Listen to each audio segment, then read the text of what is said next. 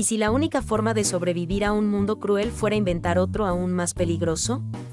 Esta es la pregunta que late con fuerza en cada rincón de El laberinto del fauno, la obra maestra de Guillermo del Toro que no teme mezclar la crudeza de la guerra con los susurros inquietantes del mito.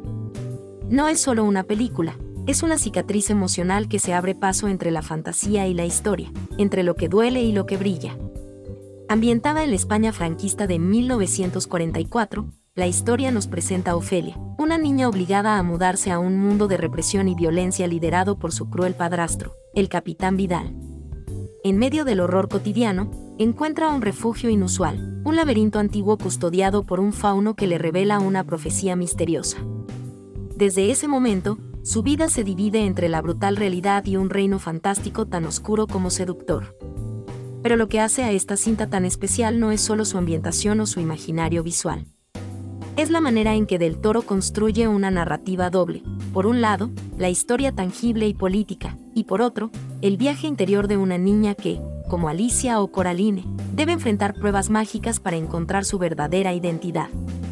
Esta superposición de planos narrativos no es gratuita, está cargada de intención y significado. Del Toro no subestima al espectador. Sabe que puede digerir símbolos, metáforas y ambigüedad.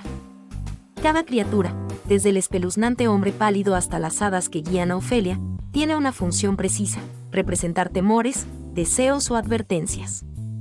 Y es justo esa inteligencia narrativa la que convierte a El laberinto del fauno en una experiencia cinematográfica profunda, capaz de conmover y perturbar al mismo tiempo.